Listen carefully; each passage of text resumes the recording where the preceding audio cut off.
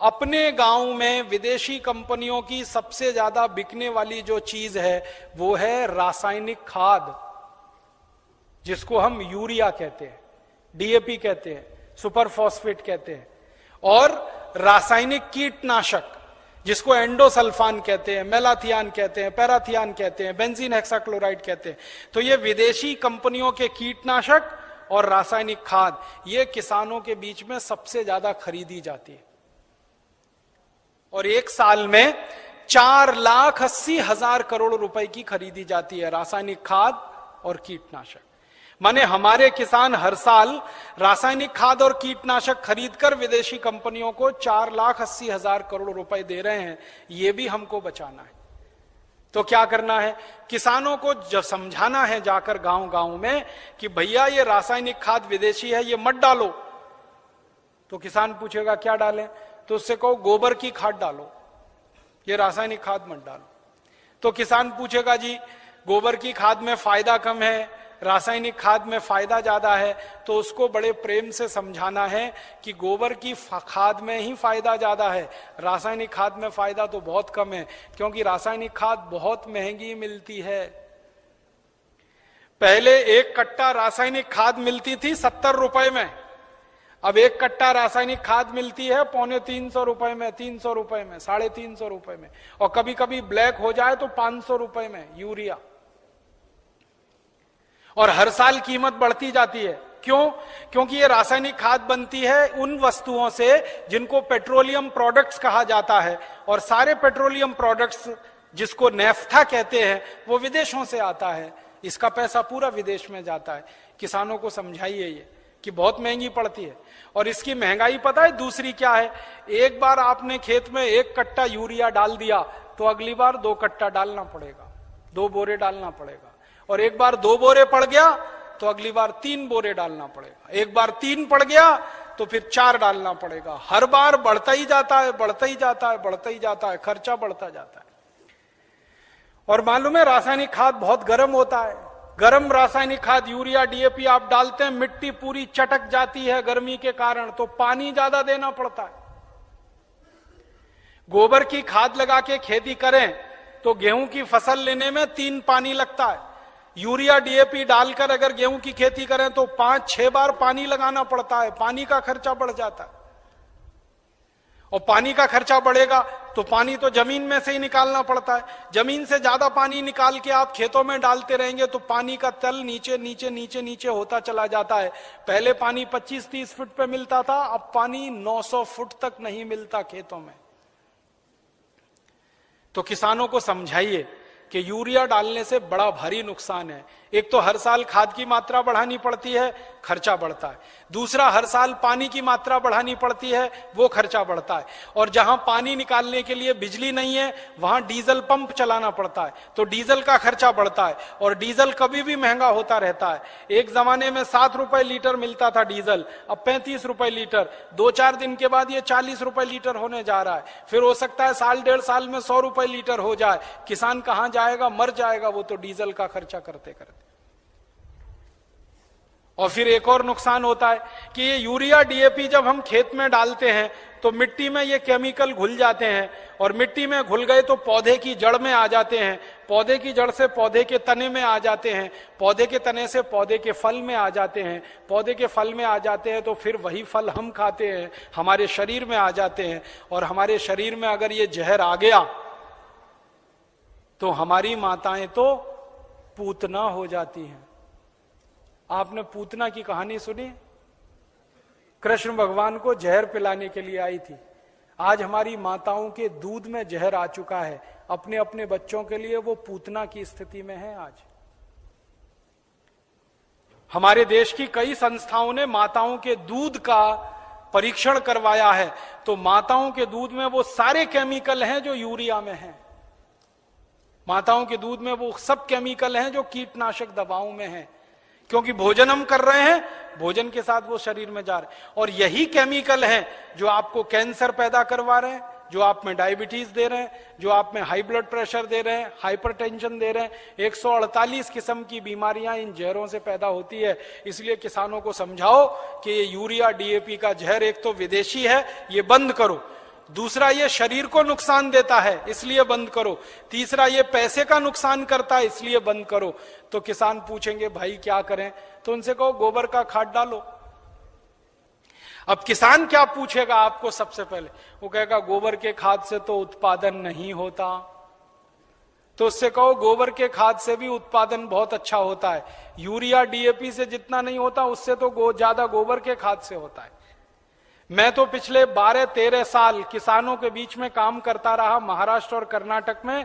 आप आइए वहां देखिए, हजारों हजारों किसानों ने यूरिया डीएपी बंद करके गोबर का खाद डालना शुरू किया है। और जिस किसान के यूरिया डीएपी के खेत में 1 एकड़ में 20 से 25 मीट्रिक टन गन्ना होता था, आज उस किसान के खेत में गोबर का खाद डालने से 90 से 100 मीट्रिक टन गन्ना हो रहा है, कम नहीं होता है। जिन किसानों के खेत में यूरिया डीएपी डालने से 1 एकड़ में 12 कुंटल गेहूं होता था, आज उनके खेत में गोबर का खाद डालने से 20 से 22 कुंटल गेहूं हो रहा है। जिन किसानों के खेत में यूरिया डीएपी डालने से 1 एकड़ में 2.5 कुंटल कपास होती थी, आज उन किसानों के खेत में गोबर का खाद डालने से 7 कुंटल एकड़ का कपास हो रही है। ऐसे एक नहीं, हजारों किसान हैं महाराष्ट्र में, कर्नाटक में, थोड़ा अगर चलेंगे तो छत्तीसगढ़ में बहुत किसान है। 12 साल मैंने बहुत काम किया किसानों के बीच, जा जाके उनको ये सब सिखाया।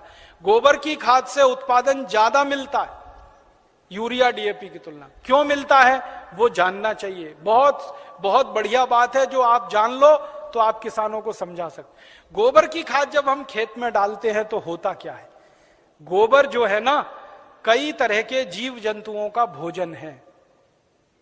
यूरिया जो है वो भोजन नहीं, जहर है। आपके खेत में एक जीव होता है जिसको केंचुआ कहते हैं। केंचुआ को किसी दिन पकड़ना और हाथ पे रखना और उसके ऊपर यूरिया डाल देना। 2-4 दाने ही यूरिया डालोगे, वो तड़पना शुरू हो जाएगा और 1 मिनट में मर जाएगा। हम जब खेत में टनों टन यूरिया डालते हैं ना, करोड़ों केंचुए मार डाले हमने यूरिया डाल डाल के। और केंचुए क्या करते हैं, केंचुए मिट्टी को नरम बनाते हैं, पोला बनाते हैं और उपजाऊ बनाते हैं।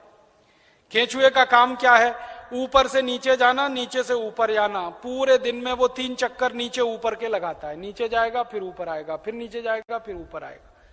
अब केंचुआ जिंदा है तो नीचे जाएगा फिर ऊपर आएगा। केंचुआ जब नीचे जाता है तो एक रास्ता बनाते हुए जाता है, ऊपर आता है तो दूसरा रास्ता बनाते हुए आता है। तो परिणाम क्या होता है कि ये छोटे छोटे छिद्र जब मिट्टी में वो केंचुए तैयार कर देता है तो बारिश का पानी इन्हीं छिद्रों में से नीचे एक एक बूंद नीचे रिसते हुए तल में जमा होता है। माने वाटर रिचार्जिंग का दुनिया में सबसे जबरदस्त काम कोई करता है तो केंचुआ करता है, और यूरिया के कारण ये मर जाता है। इसलिए यूरिया डालना माने किसान के लिए आत्महत्या करने के बराबर है। जिस किसान के खेत में यूरिया डलेगा केंचुआ मर जाएगा। केंचुआ मरा तो मिट्टी में ऊपर नीचे कोई जाएगा नहीं, तो मिट्टी कठोर होती जाएगी, कड़क होती जाएगी। मिट्टी और रोटी के बारे में एक सत्य है कि इसको फेरते रहो नहीं तो खत्म हो जाती है। रोटी को फेरना बंद करो जल जाती है, मिट्टी को फेरना बंद करो पत्थर जैसी हो जाती है। मिट्टी को फेरने का मतलब समझते हैं, ऊपर की मिट्टी नीचे, नीचे की मिट्टी ऊपर, ऊपर की नीचे, नीचे की ऊपर। ये केंचुआ ही करता है और कोई नहीं कर सकता। केंचुआ तो किसान का सबसे बड़ा दोस्त है। मैंने इसका हिसाब निकाला था, एक केंचुआ साल भर अगर जिंदा रहे तो 36 मीट्रिक टन मिट्टी को उठक पटक कर देता है, ऊपर से नीचे, नीचे से ऊपर, एक केंचुआ साल भर में। और उतनी ही मिट्टी को ट्रैक्टर से उलट पलट करना पड़े तो कम से कम 100 लीटर डीजल खर्च होता है, और 100 लीटर डीजल 3600 रुपए का आता है। माने एक केंचुआ हर आदमी का 3600 रुपए बचा रहा है। ऐसे करोड़ों केंचुए हैं, पता सोचो कितने हजार करोड़ रुपए बच रहे हैं इस देश में।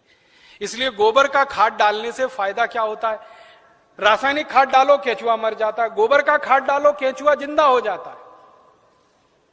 क्योंकि गोबर केंचुए का भोजन है। केंचुए को भोजन मिले तो वो अपनी जनसंख्या बढ़ाता है, और इतनी तेज बढ़ाता है कि कोई नहीं बढ़ा सकता। भारत सरकार कहती है हम दो हमारे दो, केंचुआ नहीं मानता उस बात को। एक एक केंचुआ 50-50 हजार बच्चे पैदा करके मरता है। 50-50 हजार। एक जाति का केंचुआ तो मैंने देखा 1 लाख पैदा करता है बच्चे, तब मरता है। तो वो एक जिंदा है, उसने 1 लाख पैदा कर दिए, अब वो 1-1 लाख पैदा करेंगे, करोड़ों केंचुए हो जाएंगे अगर गोबर डालना शुरू किया। और केंचुए ज्यादा होंगे तो मिट्टी फिर उलट पलट होने लगेगी, मिट्टी में छिद्र बनने लगेंगे, तो बारिश का जितना भी पानी गिरेगा सब मिट्टी में आ जाएगा। और पानी मिट्टी में गया तो नदियों में बेकार नहीं बहेगा, तो बाढ़ नहीं आएगी, तो समुद्र में फालतू पानी नहीं जाएगा, इस देश का करोड़ों करोड़ों रुपए का फायदा हो जाएगा। इसलिए आप किसानों को समझाओ गोबर की खाद डालो। फिर कुछ किसान कहेंगे जी उत्पादन होगा क्या? उनसे कहना गारंटी मेरी, गारंटी भारत स्वाभिमान ट्रस्ट की। थोड़े दिन में भारत स्वाभिमान ट्रस्ट की तरफ से हम किसानों को कहेंगे कि आप बिंदास गोबर की खाद डालो, गारंटी हमारी, 1 ग्राम भी उत्पादन कम नहीं होगा। कैसे कम नहीं होगा? डालने का तरीका है। डालने का तरीका क्या है? अभी किसान गोबर कैसे डालते हैं? गोबर डालते हैं, वो घूरा है, घूरा गांव में कचरा डालने का, वहां गोबर इकट्ठा करते हैं, 6 महीने 8 महीने साल भर वो सूखता रहता है, और सूख सूख के उसकी सारी ताकत निकल जाती है। फिर वो सूखा हुआ गोबर हम डालते हैं, इससे उत्पादन ज्यादा नहीं आता। गोबर को हमेशा गीला डालना चाहिए, ताजा डालना चाहिए। गोबर को अगर पानी में घोल के डालो ना तो वही 3 गुना ज्यादा फायदा करता है। तो किसानों को यह समझाओ कि गोबर को सुखा के खेत में ना डालें, उसको पानी में घोल के डालें। तो कैसे घोलेंगे पानी में? उसका फॉर्मूला लिख लो आप। और जो जो गांव में जाने वाले कार्यकर्ता है, ये सब किसानों को आप बोलो कितना गोबर डालना है, कितना पानी उसमें मिलाना है, कितने बीघे के लिए काम में लाना है उसको। अब आपको मैं एक मोटी सी बात बता देता हूं। 1 एकड़ माने 2.5 बीघा, 5 बीघा नहीं, 2.5 बीघा। तो एकड़ 2.5 बीघे का हिसाब जोड़कर बताता हूं। एक किसान को एक बार में 1 एकड़ फसल के लिए कितना गोबर डालना पड़ेगा? गीला करके डालेंगे तो 10 किलो गोबर, बस 10 किलो गोबर, 10 किलो गोबर। फिर से सुन लो, 10 किलो, ज्यादा नहीं बोल रहा हूं, 100 किलो नहीं, 10 किलो गोबर 1 एकड़ के लिए। डालना कैसे? लिख लो 10 किलो गोबर। फिर इसमें चाहिए 10 लीटर मूत्र, जिस जानवर का गोबर उसी का मूत्र। गाय का गोबर तो गाय का मूत्र, भैंस का गोबर तो भैंस का मूत्र, बैल का गोबर तो बैल का मूत्र।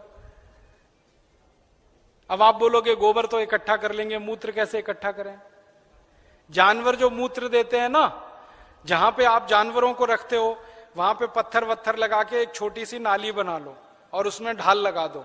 जितना भी वो पेशाब करेंगे वो नाली में आ जाएगा। नाली के आगे एक खड्डा खोद दो, वो सारा उसमें जमा हो जाएगा, फिर वो ले लो।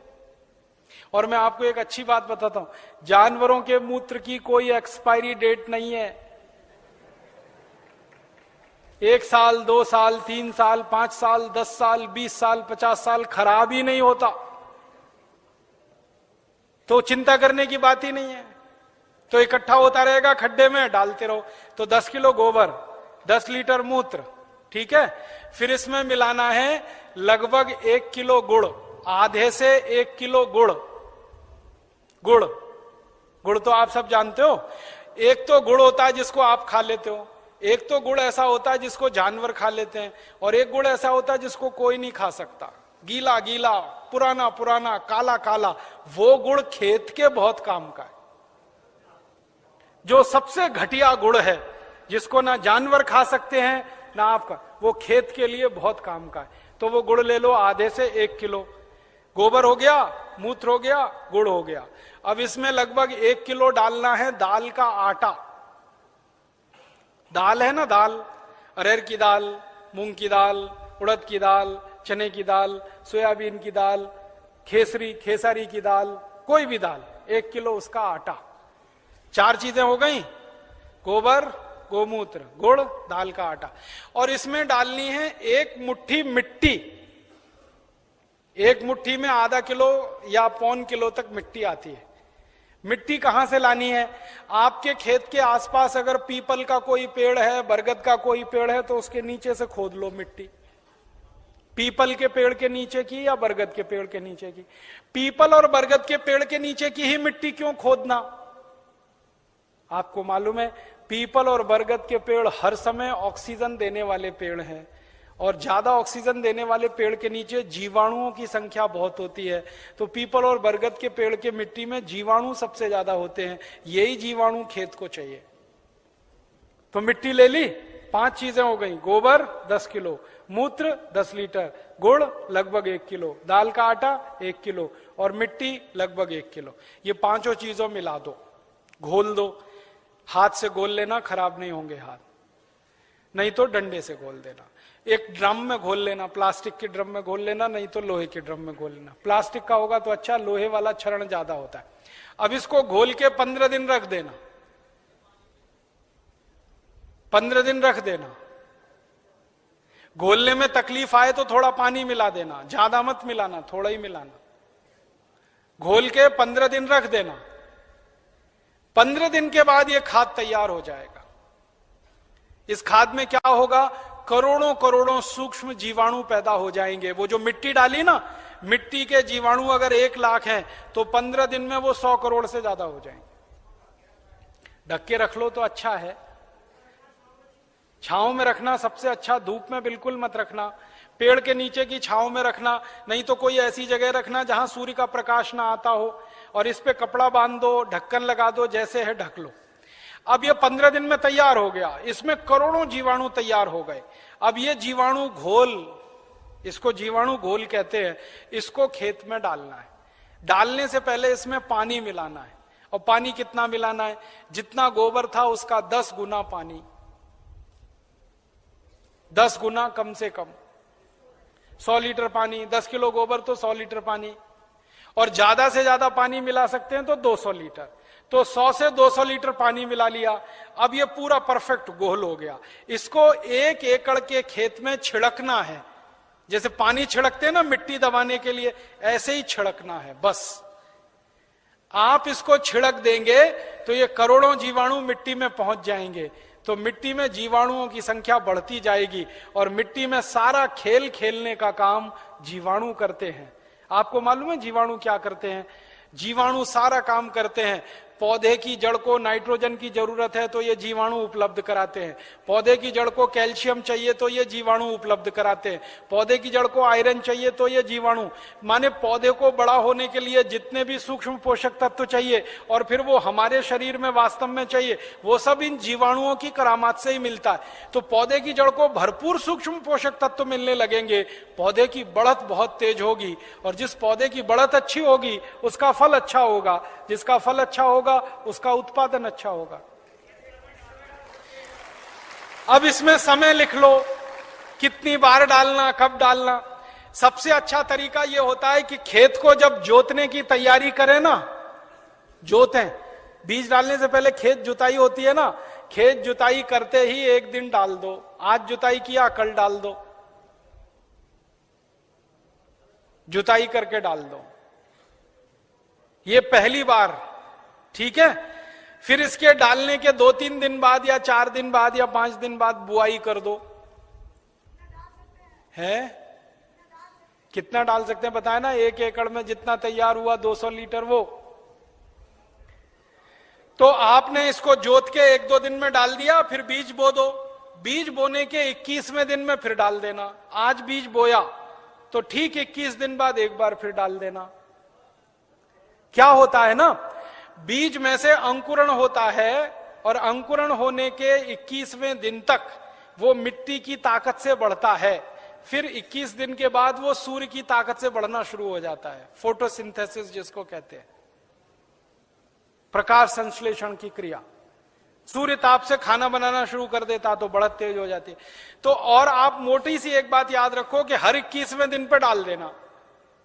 आज डाला, 21 दिन बाद डाला, फिर 21 दिन बाद डाला, फिर 21 दिन बाद डाला। तो एक फसल अगर आप समझ लो 4 महीने की है तो लगभग 5 बार डालना पड़ेगा। कोई फसल 6 महीने की है तो 7-8 बार डालना पड़ेगा। 8 महीने की है तो 10-1 बार डालना पड़ेगा। अब इसमें खर्चा क्या है? जानवर अगर घर के हैं तो गोबर फोकट का, मूत्र फोकट का, गुड़ मैं कह रहा हूं सबसे सड़ा हुआ जिसको फेंक देते हैं वो भी फोकट में मिल जाएगा। पानी तो फोकट का है ही, थोड़ा दाल वाल लेना पड़ेगा तो उसका खर्चा आएगा, लेकिन किसान अगर दाल पैदा करता है तो वो भी घर की हो जाएगी। माने खाद बनाने का खर्चा लगभग शून्य आएगा, मेहनत लगेगी, पूंजी में पैसा कम से कम खर्च होगा। और ये खाद जो तैयार होगी इसमें जबरदस्त क्वालिटी है, क्योंकि इसमें कैल्शियम भरपूर, आयरन भरपूर, फास्फोरस भरपूर। क्या क्या इसमें है? गोबर है, गोबर में कैल्शियम है, आयरन है, सल्फर है, सिलिकॉन है, कोबाल्ट है, मैग्नीशियम है, मैग्नीज है, 18 सूक्ष्म पोषक तत्व हैं जो चाहिए मिट्टी को। फिर गुड़ है, गुड़ में जबरदस्त फास्फोरस है, गुड़ में जबरदस्त कैल्शियम है, फिर मूत्र में ये सब है। तो जो सूक्ष्म पोषक तत्व हमें चाहिए वही मिट्टी को चाहिए, वो सब इस खाद में भरपूर हैं। यूरिया में नहीं है, डीएपी में नहीं है, यूरिया में कैल्शियम नहीं है, डीएपी में कैल्शियम नहीं है। और कैल्शियम सबसे प्रमुख आधार है मिट्टी के लिए, क्योंकि खेत में कैल्शियम होगा तो पौधे में होगा, पौधे में होगा तो फल में होगा, फल में होगा तो भोजन में होगा, भोजन में होगा तो शरीर में होगा, शरीर में होगा तो हड्डियां मजबूत, हड्डियां मजबूत तो शरीर मजबूत। ये सारा साइकिल इसी कैल्शियम के उस पे है। तो ये तो गोबर की खाद से ही मिलेगा, यूरिया डीएपी से मिलने ही वाला नहीं है। तो किसान को ये समझाइए आप। अब आपको समझ में आ गया, हर 21 दिन में डालना है, जबरदस्त फसल आएगी। पहली बार जब आप डालोगे ना तो किसान थोड़ा झिझक करेगा, उसको भरोसा नहीं है, विश्वास नहीं है, तो उसको कहना कि भाई तुम डालो, नुकसान तुम्हारा नहीं होगा। मैंने बहुत किसानों का हिसाब निकाला है, खराब से खराब खेत में जब गोबर का खाद डालते हैं ना तो गेहूं का उत्पादन पहले साल की तुलना में थोड़ा ही कम आता है, लेकिन उत्पादन जितना कम आता है उससे ज्यादा खर्चा बच जाता है, तो वो बराबर मामला बैठता है। हम यूरिया डीएपी में खर्चा करते हैं हजारों रुपए का, तब उत्पादन लेते हैं। यहां खर्चा ही नहीं है, थोड़ा उत्पादन कम भी हुआ तो फायदा ही है, नुकसान कुछ नहीं, इसलिए किसी किसान का नुकसान नहीं। और 2-3 साल लगातार आपने डाल दिया तो उत्पादन बढ़ना शुरू हो जाता है, लगातार बढ़ता है। और 10-12 साल में तो कई खेत ऐसे हैं जहां उत्पादन सीधे डबल हो जाता है, 100% की बढ़ोतरी हो जाती है। नहीं, छानने की जरूरत नहीं है, ऐसे ही डालो, उसमें जितना कचरा है सब खेत में जाने दो, क्योंकि कचरे में जीवाणुओं की संख्या और तेजी से बढ़ेगी, छानने की जरूरत नहीं है। अब आप डालोगे कैसे, ये प्रश्न है। तो उसके लिए 4 विधि है। पहली विधि ये है कि सीधे डब्बा लो और छिड़काव करो, खेत पे भरो और छिड़क दो, भरो और छिड़क दो। अब कहोगे जी खेत बहुत बड़ा है, ये तो नहीं चल सकता, तो दूसरा तरीका बताता हूं। खेत में पानी लगाते हैं ना, पानी में डाल दो। नाली में से पानी जा रहा है ना, एक टंकी में भर के ये खाद रख दो, उसमें नल लगा दो, टोटी खोल दो, टपक टपक पानी में गिरता रहेगा, खेत में चला जाएगा। ये दूसरा तरीका। तीसरा तरीका ये है कि अगर किसी के घर में जानवरों की संख्या ज्यादा है तो गोबर ज्यादा होगा उसके पास, तो थोड़ा सा गोबर तो इसमें इस्तेमाल हुआ, बचे हुए गोबर का क्या करेंगे? तो बचा हुआ गोबर अगर सूखा है तो उसको इसी में डाल देना 15 दिन के बाद 200 लीटर पानी मिला के, तो वो गोबर भी गीला हो जाएगा। गीले गोबर के लड्डू बना लो और लड्डुओं को खेत में फेंक दो तो खाद पहुंच जाएगा। और एक तरीका है, खेत में से मिट्टी खोद लो, मिट्टी खोद लो, मिट्टी में ये पूरा घोल मिला दो, मिट्टी गीली हो गई, मिट्टी के लड्डू बना लो, लड्डुओं को खेत में फेंक दो तो खाद पहुंच जाएगा। तो पानी के साथ दे सकते हैं, छिड़क के डाल सकते हैं, गोबर या मिट्टी को लड्डू बना के डाल सकते हैं। और एक आखिरी तरीका है, स्प्रे मशीन अगर अपने पास है तो उसका आगे से नोजल निकाल दो, नोजल निकाल दो, फिर उससे स्प्रे कर दो। अब इसमें ध्यान ये रखना है कि ये फसल पे स्प्रे नहीं होगा, ये जमीन पे होगा, मिट्टी पे होगा। फसल पे डालने से फायदा नहीं मिलेगा, मिट्टी में डालना है इसको। तो अगर फसल ऊंची है तब कैसे डालेंगे? तब तो पानी लगाओगे तभी डालना सबसे अच्छा है। इसमें एक तरीका यह है कि खेत का मुहाना होता है ना, जहां से पानी घुसता है, वहां एक आदमी को बिठा दो, डब्बा लेके पटकता रहेगा, उसमें पानी के साथ जाता रहेगा और पानी के साथ पूरे खेत में बराबर मात्रा में जाता है और रिजल्ट उसका सबसे अच्छा आता है। और एक तरीका है इसको डालने का, अगर आपके घर में गोबर का वो बनाते हैं ना, क्या कहते हैं उसको, कंडा कहते हैं, उपला कहते हैं, क्या कहते हैं, कंडा उपला जो भी कहते हैं, उसको जलाते हैं, जलाने के बाद राख निकलती है ना, वो राख इकट्ठी कर लो और ये घोल और राख मिला दो और फिर लड्डू बन जाएंगे, फिर खेत में छिड़क दो, तो इसका तो जबरदस्त उत्पादन आता है। क्योंकि जो राख है ना, इसमें कई केमिकल अतिरिक्त हैं जो गोबर और गोमूत्र से भी ज्यादा है। तो ये तरीका समझ में आ गया। हर 21 दिन पे डालेंगे। 4 महीने की फसल है तो 5-6 बार डालना पड़ेगा, 6 महीने हैं तो 7-8 बार। इसी तरह से पूरी खेती होती रहेगी। गोबर किसी भी जानवर का, गाय का हो, भैंस का हो, बैल का हो, बकरी बकरे का हो, गधे घोड़े का हो, हाथी ऊंट का हो, कोई भी हो, सब चलेगा। मूत्र भी किसी जानवर का, ठीक है। और आधा आधा मिले तो वो भी चलेगा। गाय का आधा ले लिया, भैंस का आधा, किसी के पास गाय नहीं हो, किसी के पास भैंस नहीं हो, एक एक गाय एक एक भैंस, और खेत बड़ा है तो आधा आधा, सब मिक्सिंग करके चलेगा। बस एक ही सावधानी रखना कि जो जो गाय का गोबर लो तो वो देशी गाय हो तो अच्छा होगा। जर्सी का फायदा पूरा नहीं करेगा, और जर्सी का ही गोबर है तो उसमें देशी का मिला लेना, नहीं तो कोई फायदा नहीं करेगा। जर्सी गाय है, उसका गोबर है, उसमें देशी गाय का 1-2 किलो गोबर मिला लेना, वो वैसे ही काम करता है जैसे 100 किलो दूध में 1 चम्मच दही डालो तो पूरा दूध दही हो जाता है। वैसे ही 100 किलो जर्सी गाय के गोबर में 1 किलो देशी का डाल दो तो देशी गाय के जीवाणु अपनी संख्या अपने आप बढ़ा लेते हैं। और धीरे धीरे मेरी बात मानो तो जर्सी गाय बेचते जाना, देशी लेते जाना, क्योंकि ये जर्सी गाय के दूध में दम नहीं है। आपको मालूम नहीं है, दुनिया में भारत को छोड़कर जर्सी गाय का दूध कोई देश नहीं पीता। डेनमार्क में सबसे ज्यादा जर्सी गाय है, डेनमार्क वाले दूध ही नहीं पीते। क्यों नहीं पीते? कैंसर होने की संभावना है जर्सी गाय के दूध से। घुटनों का दर्द तो तुरंत हो जाता है, बड़ी बड़ी बीमारियां होती हैं। और जर्सी गाय को एक खतरनाक बीमारी होती है, मैड काउ डिसीज। उस बीमारी के चक्कर में दूध भी उसका प्रदूषित होता है, इसलिए जर्सी का दूध दुनिया में कोई नहीं पीता। डेनमार्क की सरकार तो दूध ज्यादा होने पर समुद्र में फेंकवा देती है। आपको सुनकर हैरानी होगी, डेनमार्क में दूध बहुत है, चाय बिना दूध की पीते हैं सबके सब, क्योंकि वो दूध उनको खराब लगता है। तो जर्सी गाय बेच के देशी लेते जाना। भैंस हो तो उसका तो चल जाएगा, बैल का चल जाए। अब एक आखिरी चीज और बता दूं, उसको आप लिख लो। ये तो हुआ खाद। अब किसान कहेगा कीड़ा लग गया तो, कीड़ा लग सकता है ना, तो उसका भी एक फॉर्मूला लिख लो। कीड़ा अगर लगता है, कीट लगता है, तो उसकी दवा भी हम खुद बना के छिड़क सकते हैं, पैसा खर्च करने की जरूरत नहीं। कीड़ा मारने की दवा कैसे बनेगी? 20 लीटर जानवरों का पेशाब ले लो, गाय का, बैल का, भैंस का, 20 लीटर, ठीक है। ये 1 एकड़ के लिए बता रहा हूं।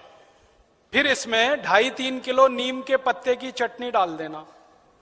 नीम के पत्ते की चटनी, नीम का पत्ता है, पीस के चटनी बना के डाल देना, 2.5-3 किलो।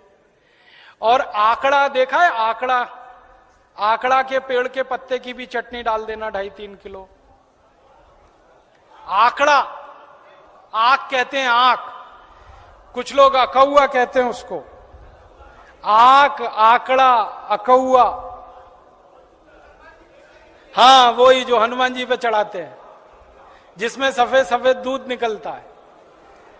और एक तीसरा पत्ता है, सुनो सुनो भाई, एक तीसरा पत्ता है बेशरम।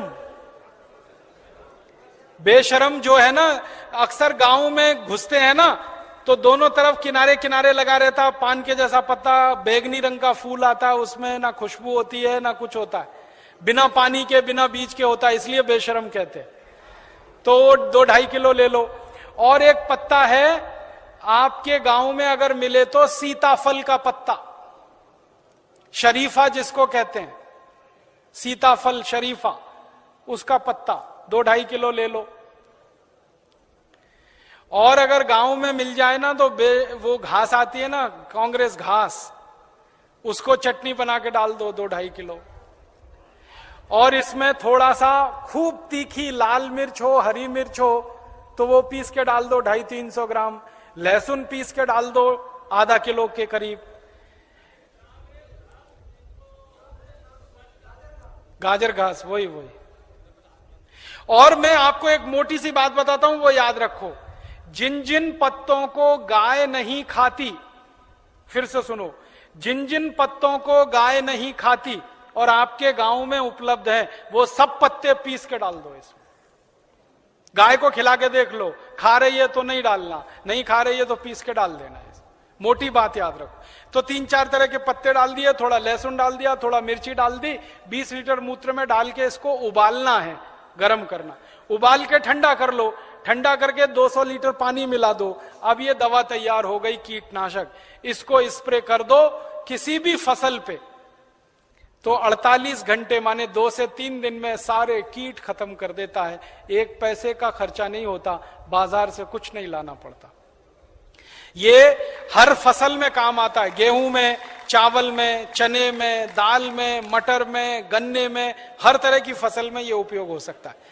तो कीटनाशक दवा बनाने का आपको मालूम, खाद बनाने का आपको मालूम। अब यूरिया, डीएपी और एंडोसल्फान गांव गांव से हमें बंद कराना है।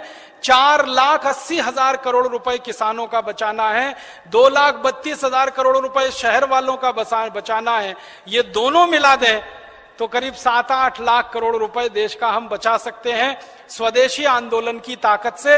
और बाहर से जो इंपोर्ट हो रहा है करीब 7 लाख करोड़ का, अगर पक्के स्वदेशी वाले लोग हो जाएं तो इंपोर्टेड चीजें भी बंद हो सकती हैं। 14 लाख करोड़ का फायदा, माने इतना बड़ा फायदा हम पूरे देश को दे सकते हैं अपने स्वदेशी आंदोलन और अभियान से। इसलिए स्वदेशी आंदोलन और अभियान को गांव गांव जाके चलाना है। और आपको इसके लिए उस जमाने में लोकमान्य तिलक ने जैसा परिश्रम किया, महात्मा गांधी ने जैसा परिश्रम किया, विपिन चंद्र पाल ने जैसा परिश्रम किया और क्रांतिवीरों ने जैसे परिश्रम किया, वैसा ही परिश्रम आपको करना है। ताकि क्या होगा, जैसे आज हम लोकमान्य तिलक का नाम याद रखते हैं अपने देश के लिए, अपनी सभ्यता के लिए, अपनी आजादी के लिए, वैसे ही आपका नाम आने वाली पीढ़ियां याद रखेंगी इस देश के दूसरे स्वदेशी आंदोलन के लिए। ऐसा कहकर मैं आपका आभार व्यक्त करता हूं, बहुत बहुत आपको धन्यवाद देता हूं।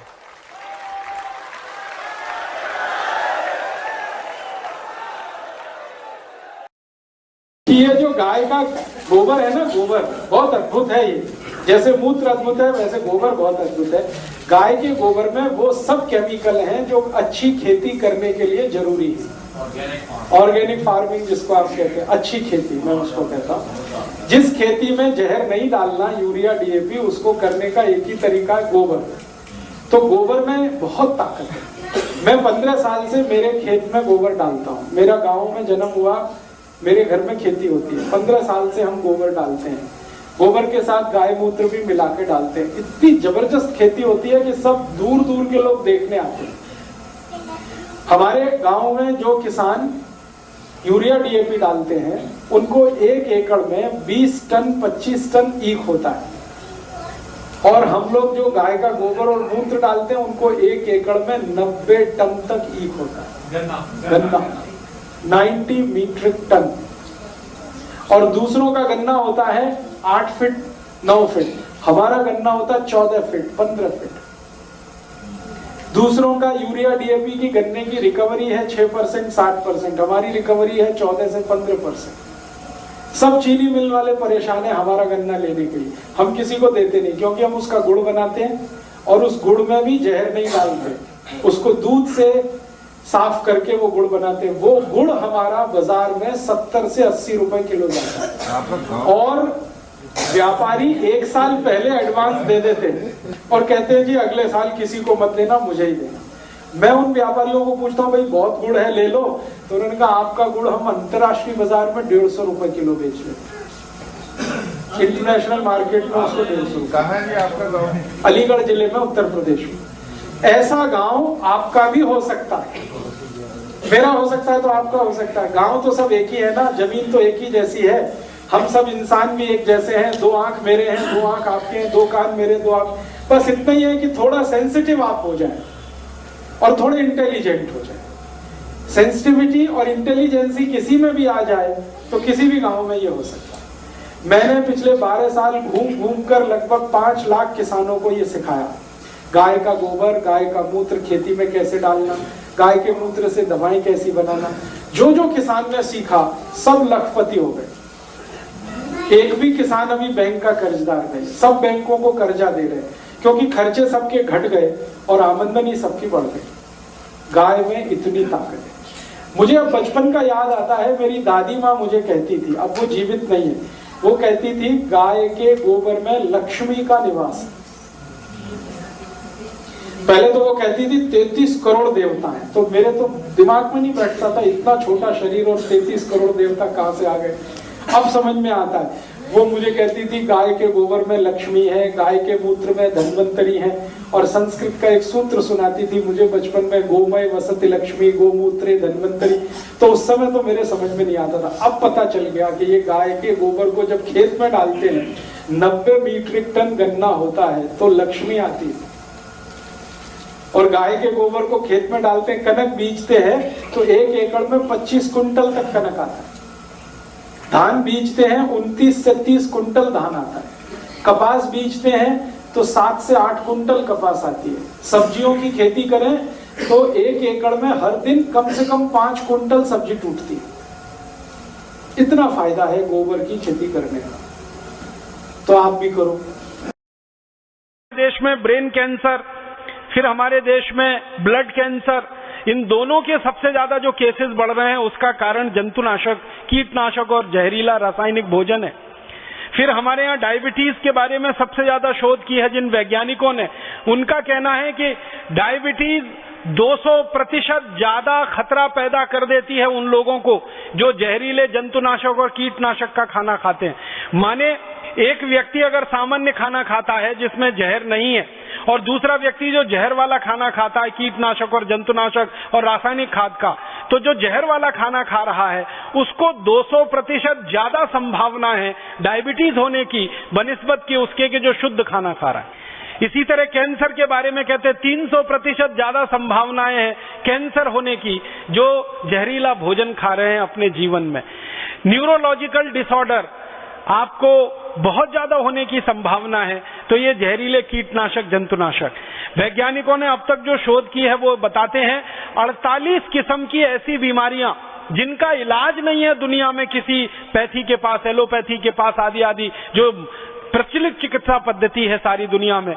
48 ऐसी बीमारियां जो सबसे गंभीर मानी जाती हैं, जिसमें cancer, diabetes, hypertension, asthma, bronchial asthma, tuberculosis और आपका न्यूरोलॉजिकल डिसऑर्डर्स और ब्रेन के बहुत सारे प्रॉब्लम्स, ये सब जहरीले कीटनाशक जंतुनाशक का दुष्परिणाम है। तो खेतों में डाला जाता है यूरिया, डीएपी, अंत में आता है हमारे शरीर में दुष्परिणाम हमको होता है। खेतों में डाला जाता है जहर, एंडोसल्फान, मेलाथियान, पैराथियान, अंत में हमारे शरीर में आता है जहर बन के और हमको दुष्परिणाम करता है।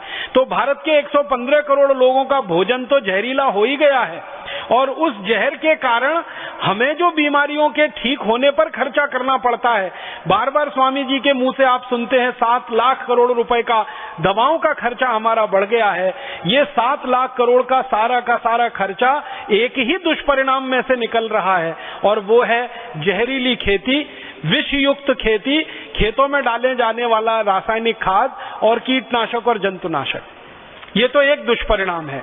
दूसरा दुष्परिणाम है वो किसानों को प्रत्यक्ष है। किसानों को दुष्परिणाम क्या है? किसानों की जिंदगी के खून पसीने की कमाई का लगभग लाखों करोड़ों रुपया, अगर ठीक ठीक से मैं कहूं तो 4,80,000 करोड़ रुपया किसानों की जिंदगी के खून पसीने की कमाई का ये रासायनिक खाद और जहरीले कीटनाशक खरीदने में बर्बाद हो जाता है। किसानों का खर्चा हो रहा है 4,80,000 करोड़ यूरिया, डीएपी और जंतुनाशक कीटनाशक खरीदने में, और वो सारा का सारा हमारे शरीर में आता है। फिर हमें बीमारियों का इलाज कराने में खर्च करना पड़ रहा है करीब 7 लाख करोड़। अगर दोनों खर्चे को मिला दिया जाए तो लगभग 12 लाख करोड़ रुपए हमारे देश का सीधे बर्बाद हो रहा है खेतों में जो यूरिया, डीएपी और कीटनाशक का जहर डाला जा रहा है उसके कारण। और आप जानते हैं ये 12 लाख करोड़ रुपए की रकम कितनी बड़ी रकम है। ये भारत सरकार के 1 साल के बजट से 2 लाख करोड़ रुपए ज्यादा है। भारत का 1 साल का बजट 10 लाख करोड़ का है, उससे भी 2 लाख करोड़ रुपए ज्यादा की रकम हमारी खर्च हो रही है ये यूरिया, डीएपी, सुपर फॉस्फेट आदि आदि का खेतों में इस्तेमाल करने से। तो एक तो प्रत्यक्ष नुकसान है वो किसानों को, और दूसरा परोक्ष नुकसान है वो भारत के 115 करोड़ नागरिकों को। और एक तीसरा नुकसान है वो ये कि ये 4,80,000 करोड़ रुपए जो किसानों के द्वारा खर्च किया जाता है, इस खर्चे में भारत सरकार लगभग 1,20,000 करोड़ की सब्सिडी देती है यूरिया, डीएपी और कीटनाशकों पर, और वो सब्सिडी का सारा खर्चा सरकार आपकी जेब में से निकालती है टैक्स के रूप में। तो तीसरा खर्चा आपकी जेब पर डाका सरकार के द्वारा। आप सरकार को टैक्स देते हैं विकास का काम करने के लिए, उस टैक्स के पैसे में से 1,20,000 करोड़ रुपए सरकार खर्च कर देती है यूरिया, डीएपी और कीटनाशक कंपनियों को दे देते हैं वो, ताकि किसानों को ये आसानी से और सस्ता उपलब्ध हो जाए। तो आपकी जेब से भी पैसा जा रहा है, किसान की जेब से भी पैसा जा रहा है, अंत में आप बीमार पड़ रहे हैं, वो पैसा भी आपको लाखों करोड़ों में खर्च करना पड़ रहा है। तो आप बोलिए कि ये जहरीली खेती और ये विषयुक्त खेती जो हमारे देश में चल रही है, इससे लाभ किसको हो रहा? लाभ सिर्फ एक जगह हो रहा है, और वो बड़ी बड़ी विदेशी कंपनियों को, जो ये जहरीले रासायनिक कीटनाशक बेच रही हैं और हमारे देश में जहरीले रासायनिक खाद बेच रही हैं। अमेरिका की सैकड़ों कंपनियां हैं जो भारत में ये व्यापार पिछले 40 साल से कर रही हैं। अमेरिका के अलावा यूरोप के देशों की सैकड़ों कंपनियां हैं जो ये व्यापार भारत में पिछले 40 साल से कर रही हैं। आपको एक अमेरिकन कंपनी का नाम जरूर मैं लेना चाहूंगा कि अमेरिका की ऐसी ही एक कंपनी भारत में व्यापार करने आई थी, उसका नाम था यूनियन कार्बाइड। उसने भोपाल में एक कारखाना लगाया था और वो कारखाना जहरीला कीटनाशक बनाने के लिए ही था। उस कारखाने में से 40 मीट्रिक टन जहरीली गैस निकली थी, मिथाइल आइसोसाइनेट, और उस गैस के निकलने के कारण 3 दिसंबर 1984 की रात को 1 घंटे के अंदर 3,000 लोग तड़प तड़प के मौत की नींद में सो गए थे। और सरकारी आंकड़ों के अनुसार कुल मिलाकर 17,000 लोग उसमें मरे थे और 1 लाख से ज्यादा लोग हमेशा के लिए विकलांग हो गए थे। वो एक अमेरिकन कंपनी की कहानी यूनियन कार्बाइड। इसी तरह से अमेरिका की एक कंपनी बायर, इसी तरह से अमेरिका की एक कंपनी पार्क डेविस, सैकड़ों अमेरिका की कंपनियां इस देश में जहरीले कीटनाशक का व्यापार कर रही हैं, और उन कंपनियों को सबसे ज्यादा मुनाफा हो रहा है। जो पैसा किसान खर्च कर रहे हैं कीटनाशक, जंतुनाशक खरीदने में, वो सारा इन कंपनियों की जेब में जा रहा है। और रासायनिक खाद जो हमारे देश के किसान खरीद रहे हैं, उसका पैसा भी भारत देश से बाहर जा रहा है, क्योंकि रासायनिक खाद बनाने के लिए केमिकल की जरूरत पड़ती है। उस केमिकल का नाम है नेफ्था, और ये केमिकल भारत में ज्यादा पैदा नहीं होता, ये विदेशों से आयात करना पड़ता है, क्योंकि ये केमिकल पेट्रोलियम बाई प्रोडक्ट है और भारत में पेट्रोल ज्यादा पैदा होता नहीं, कच्चा तेल ज्यादा पैदा होता नहीं। तो जिन देशों में कच्चा तेल ज्यादा पैदा होता है, वहां से नेफ्था खरीदना पड़ता है, फिर उससे हम ये रासायनिक खाद बनाते हैं। तो अंत में सारा का सारा पैसा किसानों की जेब से निकलकर विदेशों में, या किसानों की जेब से निकलकर विदेशी कंपनियों के खातों में जमा हो रहा है।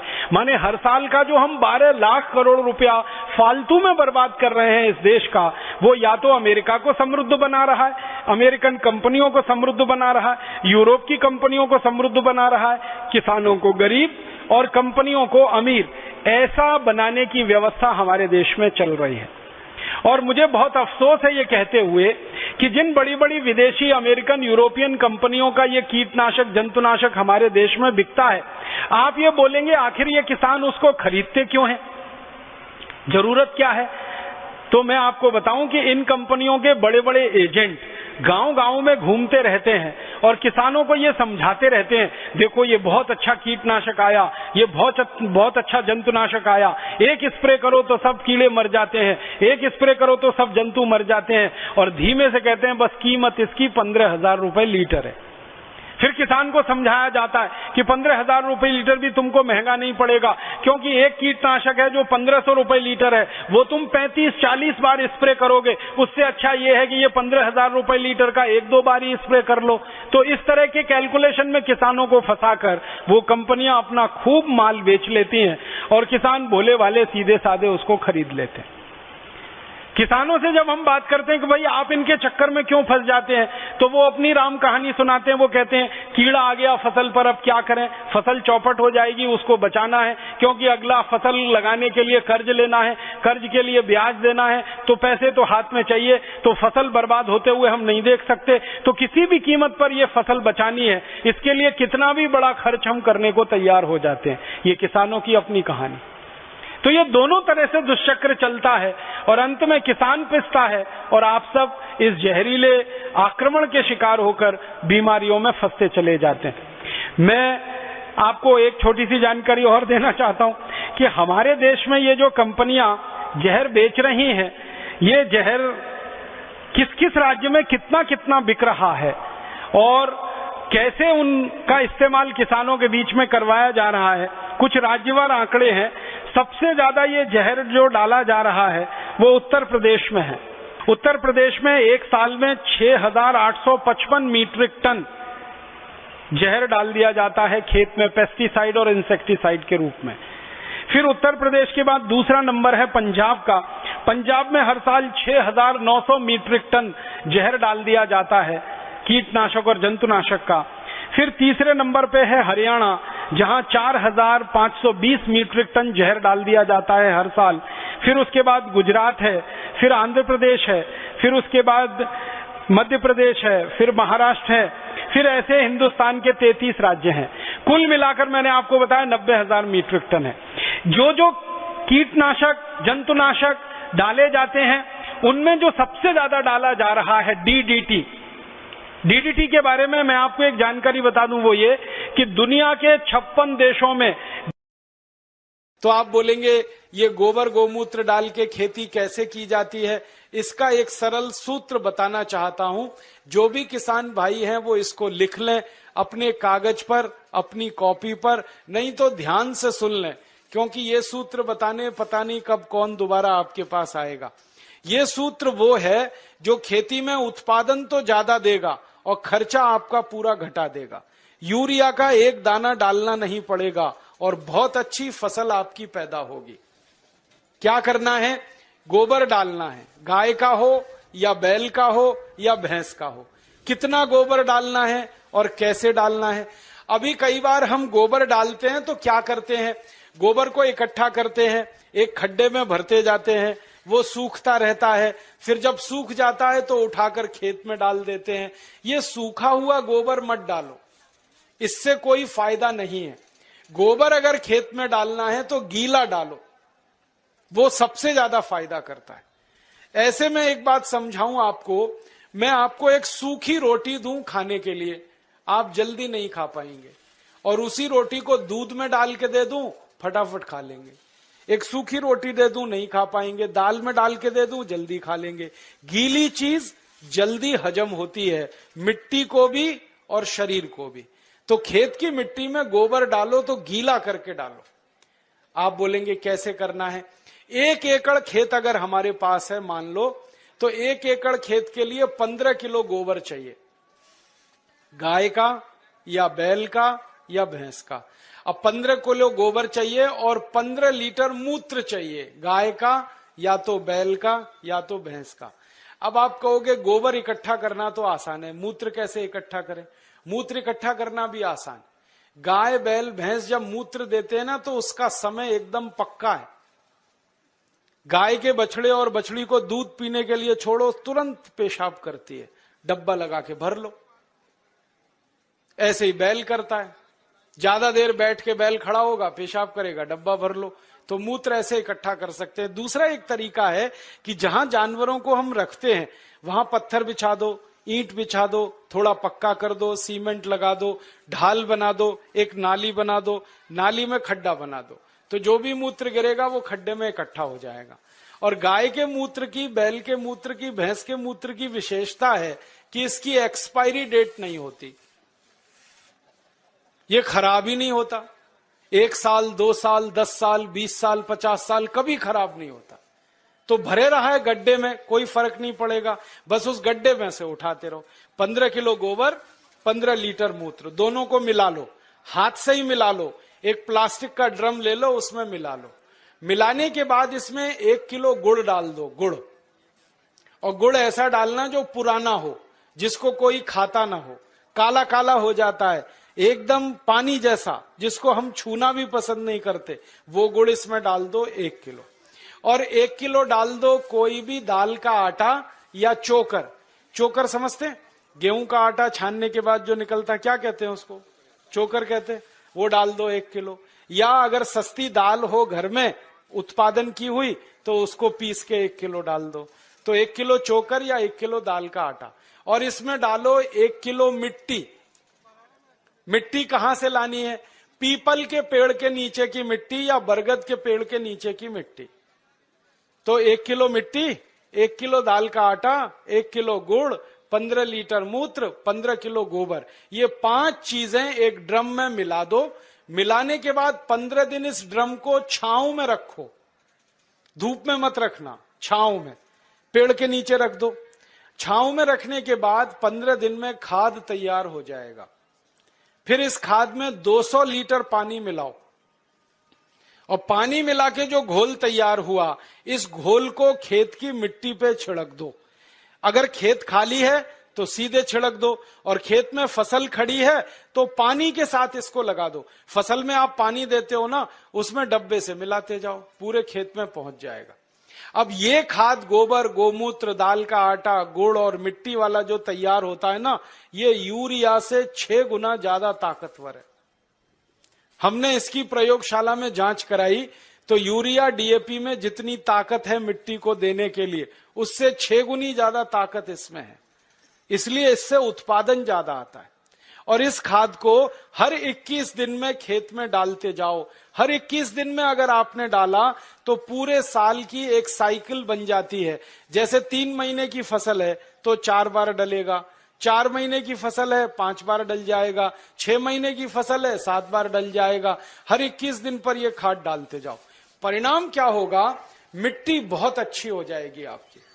और ये खाद डालने से मिट्टी में केंचुए बहुत हो जाते हैं, और केंचुओं के बारे में आप जानते हैं? केंचुए मिट्टी में ऊपर नीचे घूमते हैं और मिट्टी को खोदते रहते हैं, और केंचुए मिट्टी को भुरभुरा बनाते हैं, पोला बनाते हैं। फिर बारिश का पानी जब गिरता है मिट्टी पे तो एक एक बूंद पानी नीचे चला जाता है। अगर केंचुए ज्यादा हो तो पानी पूरा नीचे चला जाता है, माने बहकर बेकार नहीं जाता है। और केंचुए ज्यादा है ना, तो केंचुए क्या करते हैं? मिट्टी खाते हैं, और जो कुछ भी वो निकालते हैं मल के रूप में, वो दुनिया की सबसे अच्छी खाद है। तो आपके खेत की मिट्टी में केंचुओं की संख्या बढ़ाओ, और वो गोबर की खाद से बढ़ती है, क्योंकि केंचुए को गोबर पसंद है। अगर आप एक बार गोबर की खाद डाल दोगे, कहीं से भी केंचुआ घूमता हुआ खेत में आ जाएगा। और केंचुआ बड़ा विचित्र जीव है, 24 घंटे काम करता है, कभी छुट्टी नहीं करता, कभी संडे नहीं, कभी मंडे नहीं, और फोकट में काम करता है, कभी टीए नहीं, कभी डीए नहीं, कभी एचआरए नहीं, न छुट्टी लेता है न तनख्वाह लेता है। और ऐसा विचित्र जीव है ये केंचुआ कि साल भर ये जिंदा रहता है, और साल भर में 1 लाख बच्चे पैदा करके ही मरता है। वो ये नहीं मानता हम दो हमारे दो, वो एक केंचुआ 1 लाख पैदा करता है।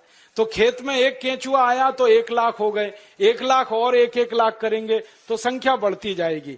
और जिस खेत में केंचुए ज्यादा हैं, वहां की मिट्टी तो सोना पैदा करती है, ये सारे दुनिया के वैज्ञानिक मानते।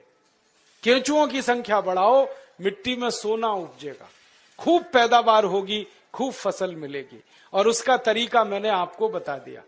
अब 2-3 मिनट में एक और बात कह के मैं व्याख्यान खत्म करूंगा, समय हो रहा है। अब आपको मैंने खाद बनाने का एक तरीका बता दिया, अब दवा बनाने का भी एक तरीका बताता हूं। ये खाद तो आप खेत में डालोगे, बहुत उत्पादन मिलेगा, लेकिन अगर आपका पड़ोसी किसान ये खाद नहीं डाल रहा है तो एक गड़बड़ी होगी, उसके खेत में कीड़े लगेंगे। जिस खेत में यूरिया पड़ता है, कीड़े उसी खेत में लगते। जहां डीएपी लगता है, सबसे ज्यादा फसल को बर्बादी उसी खेत में आती है। तो पड़ोस का किसान नहीं माना, वो यूरिया डालेगा, कीड़ा उसके खेत में आएगा, फिर वो आपके खेत में भी घुस सकता है, क्योंकि कोई बाउंड्री तो बनाई नहीं है आपने। तो कीड़े मारने के लिए क्या करेंगे फिर? उसके लिए एक दूसरा सूत्र बताता हूं। कीड़े मारने की दवा भी आप खुद बना लो, बाजार से खरीद के लाने की जरूरत नहीं है। 20 लीटर मूत्र ले लो, किसी भी जानवर का, गाय का हो, बैल का हो, भैंस का हो, किसी का भी हो।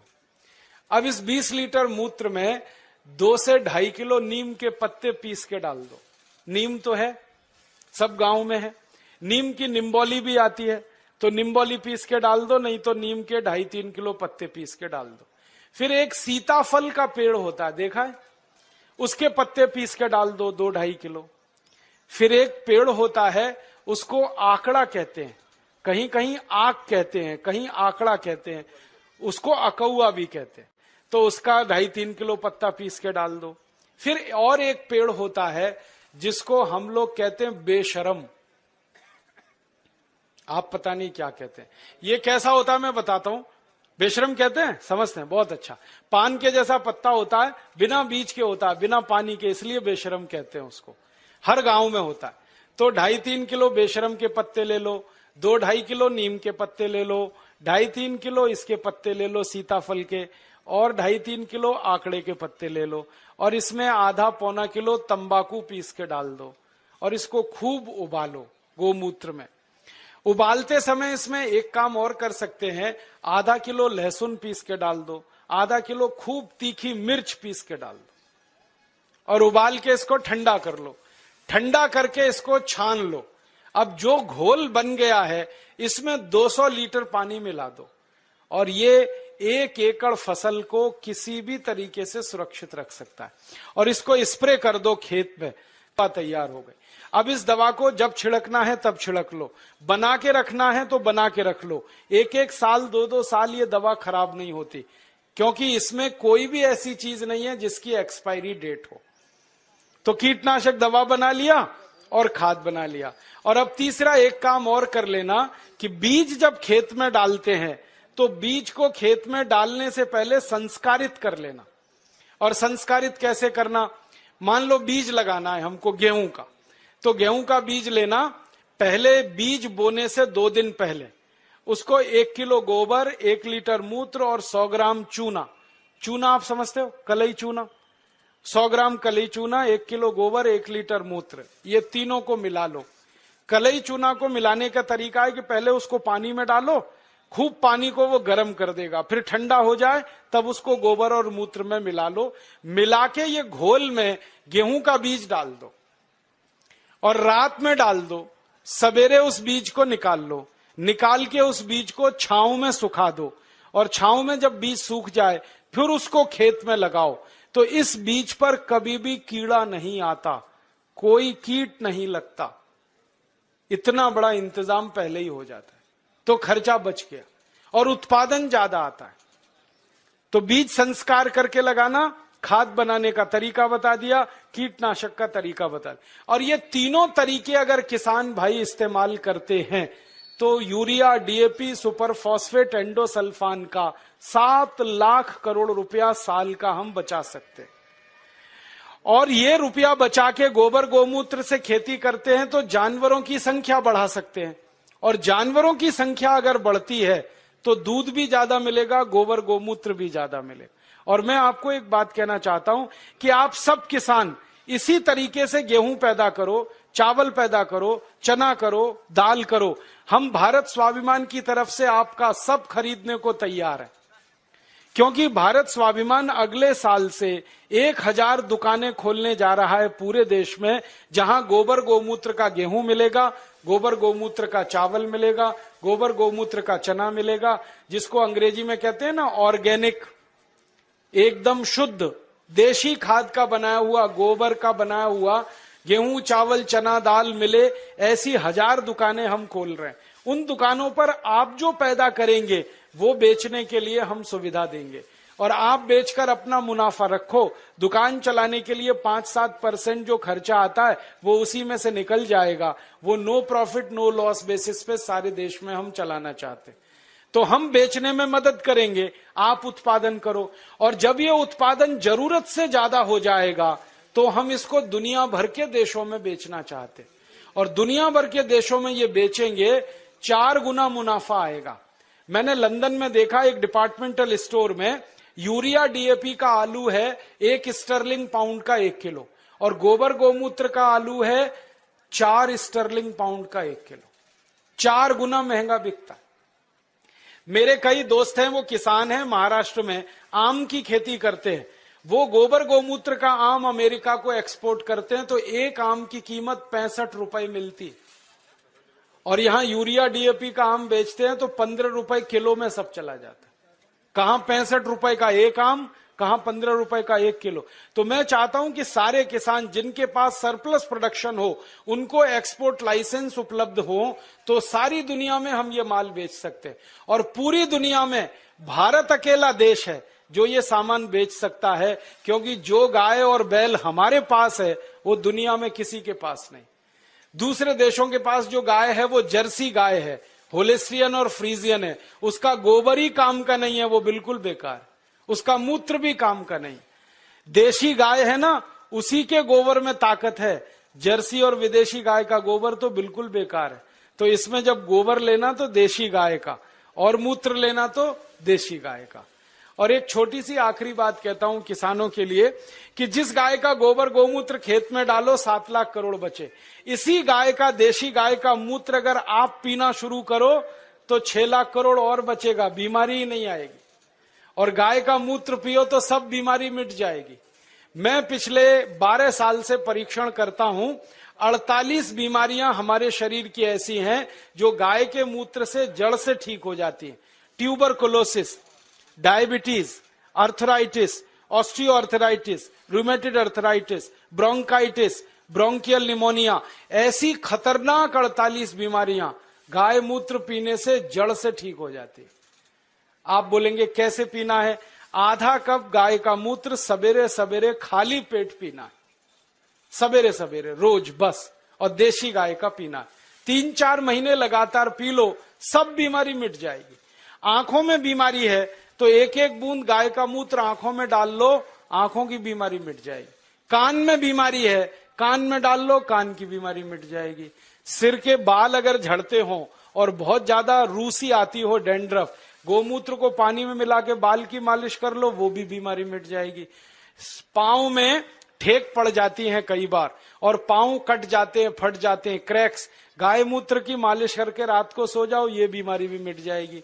खाज हो जाए, खुजली हो जाए, गोमूत्र की मालिश करो, खाज खुजली मिट जाएगी।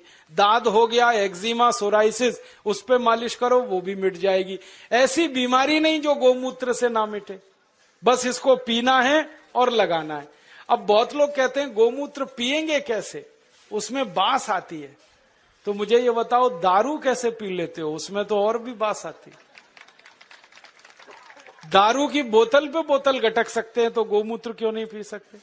बस आधा कप पीना है। और आपको एक बहुत अच्छी बात बताता हूं कि जो लोग आधा कप गोमूत्र रोज पी सकते हैं, उनकी दारू छूट जाती है, क्योंकि गाय के मूत्र में भी सल्फर है और बहुत अधिक मात्रा में। दारू छूटती है, बीड़ी छूटती है, शराब, गुटखा, मावा, पान पराग सब छूट जाता है। और कभी कभी मुंह खराब हो जाता है ना, गुटखा खा खा के, और इतना खराब हो जाता है कि मुंह में फोड़ा हो जाता है, जिसको हम कैंसर की पहली स्टेज कहते हैं। उसमें गोमूत्र मुंह में भरो, ऐसे ऐसे मुंह में भर के उसको घुमाओ और कुल्ला करना शुरू कर दो, वो फोड़ा भी मिट जाता है। लेकिन इसका मतलब ये नहीं है कि गोमूत्र से मुंह का फोड़ा मिटा के फिर गुटखा खाएं, छोड़ देना ही अच्छा है। तो आप इस गोमूत्र का दवा के रूप में इस्तेमाल करो, व्यसन को छोड़ने में इस्तेमाल करो, शरीर की बीमारियों को दूर करने में इस्तेमाल करो। माताएं बहनें यहां बैठी हैं, उनको एक बात बताने का दिल कर रहा है कि बहुत सारी माताओं बहनों को जब गर्भावस्था होती है ना, तो डॉक्टर कई बार कहता है कि सीजेरियन ऑपरेशन कराओ, नहीं तो बच्चा नहीं आएगा।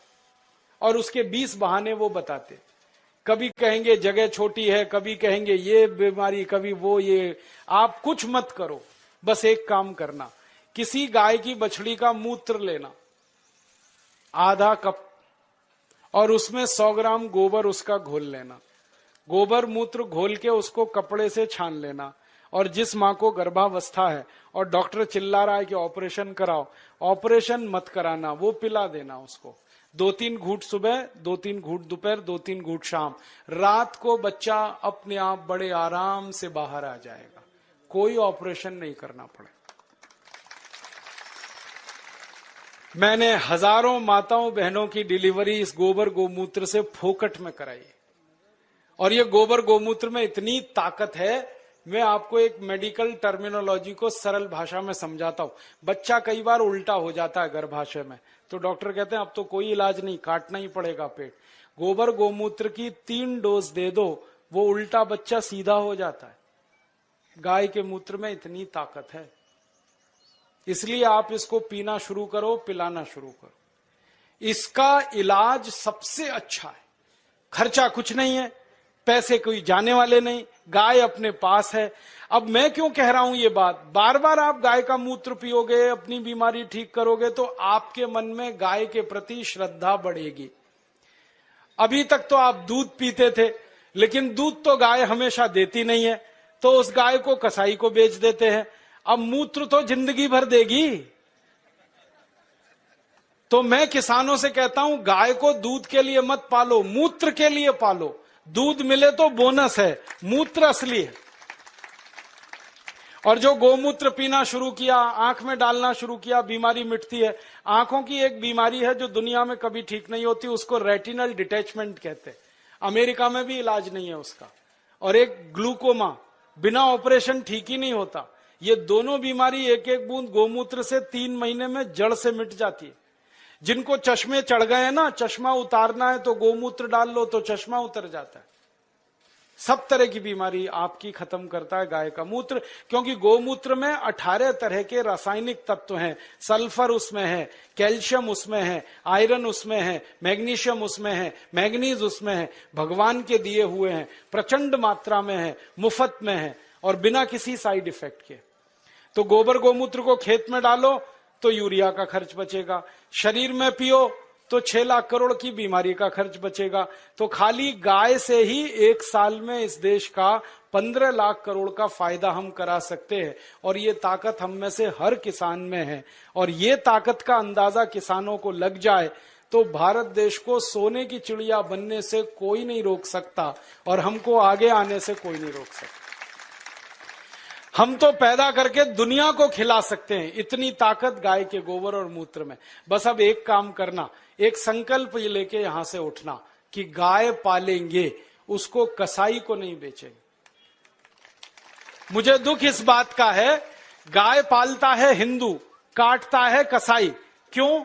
हिंदू बेच देता है, कसाई काट देता है। और हिंदुओं को पूछो भाई गाय क्यों बेची, कहने लगे जी दूध नहीं देती।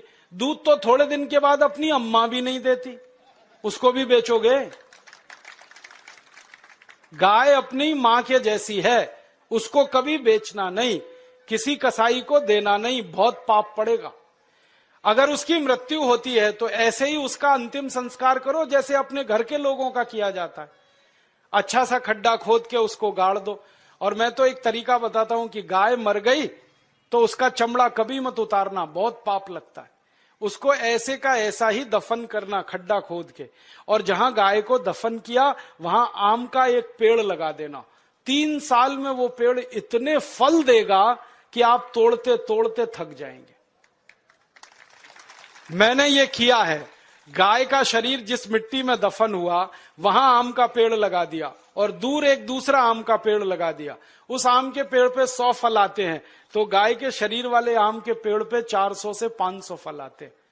4-5 गुना ज्यादा उत्पादन है।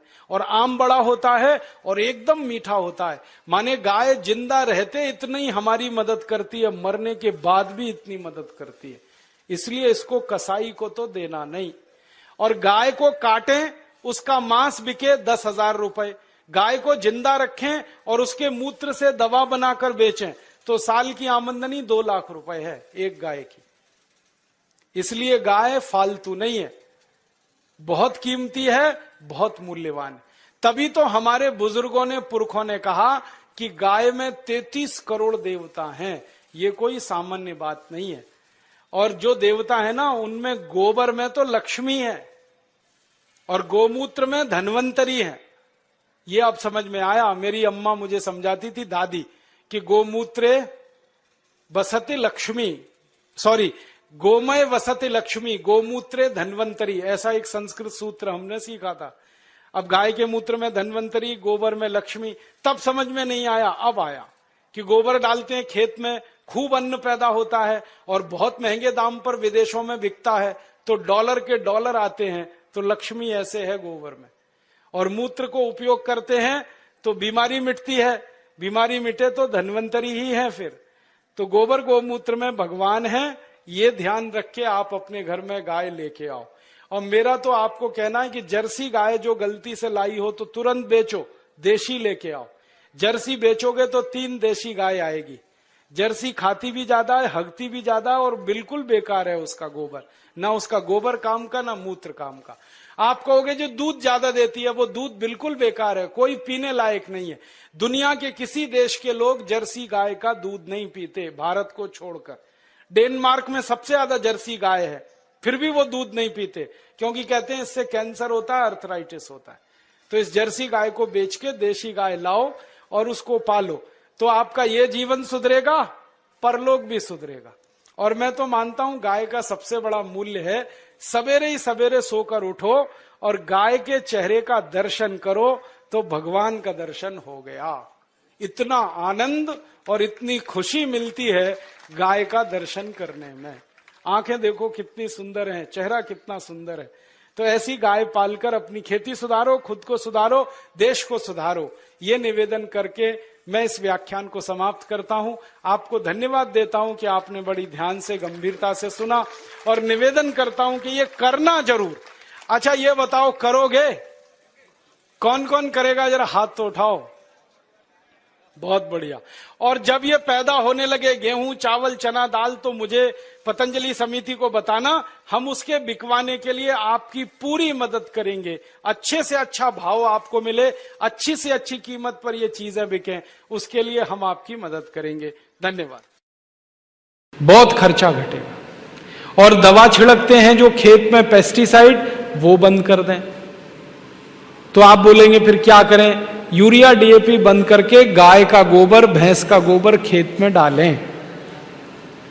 अब आप बोलेंगे गोबर और कैसे डालें खेत में? बहुत सरल तरीका है उसका। 1 एकड़ खेत अगर आपके पास है तो 10 किलो गोबर ले लो किसी भी जानवर का, 10 लीटर मूत्र ले लो किसी भी जानवर का, गाय, बैल, भैंस का, दोनों को मिला लो। उसमें 1 किलो गुड़ डाल दो, गुड़, और 1 किलो दाल का आटा, और 1 किलो मिट्टी, खेत की मिट्टी, मेड़ की हो तो बहुत अच्छा। गोबर 10 किलो, मूत्र 10 लीटर, 1 किलो गुड़, 1 किलो दाल का आटा, और खेत के मेड़ की 1 किलो मिट्टी। ये 5 चीजें मिला के ड्रम में रख दो, 15 दिन रखा रहने दो। 15 दिन में खाद तैयार हो जाएगा। फिर इसमें पानी मिला दो, कम से कम 200 लीटर। तो ये घोल तैयार हुआ, इसको खेत की मिट्टी पे छिड़कना है। ये सबसे अच्छी खाद है दुनिया की, 1 पैसा भी खर्च नहीं होता इसमें। ये खाद का इस्तेमाल हजारों किसान कर रहे हैं पूरे देश में, और सब अच्छे हो गए। जो किसान पहले गेहूं लेते थे यूरिया, डीएपी से 1 एकड़ में 10 कुंटल, अब उनका गेहूं आता है 1 एकड़ में 20 कुंटल। जिनका गन्ना होता था पहले 1 एकड़ में 25 टन, अब उनका गन्ना होता है 1 एकड़ में 70 टन। जिनकी कपास होती थी 1 एकड़ में 2 कुंटल, 2.5 कुंटल, अब होती है 7 कुंटल। उत्पादन बढ़ गया, और जो पैदा हो रहा है वो इतना स्वादिष्ट है कि बाजार में खूब अच्छे भाव पे बिकता है। जो किसान इस तरह से गेहूं करते हैं उनका गेहूं 20 रुपए किलो, 25 रुपए किलो बिकता है। उसको ऑर्गेनिक, शुद्ध कहते हैं। ऑर्गेनिक चीजों की सारी दुनिया में मांग है, पूरी दुनिया में। आप भी अपने खेत में इस ऑर्गेनिक तरीके से खेती करो तो बहुत अच्छा है। फॉर्मूला फिर बता देता हूं। 1 एकड़ खेत के लिए 10 किलो गोबर, 10 लीटर मूत्र, 1 किलो गुड़, 1 किलो दाल का आटा, 1 किलो मिट्टी, तो सीधे छिड़क सकते हैं। फसल खड़ी हो तो पानी के साथ मिला सकते हैं। फसल में जब पानी देते हैं ना, उसमें मिला दो इसको। मैंने एकड़ का बताया, अब 2 एकड़ है तो डबल कर लेना, 3 एकड़ है ट्रिपल कर लेना। यूरिया का खर्चा खत्म करना। अब यूरिया, डीएपी बंद करेंगे, खर्चा कम हुआ। फिर हम जो खाएंगे वो शुद्ध हुआ, वो शुद्ध खाएंगे, बीमारी कम, दूसरों को खिलाएंगे, उनकी बीमारी कम, सारा देश स्वस्थ, सुखी और निरोगी हो जाए।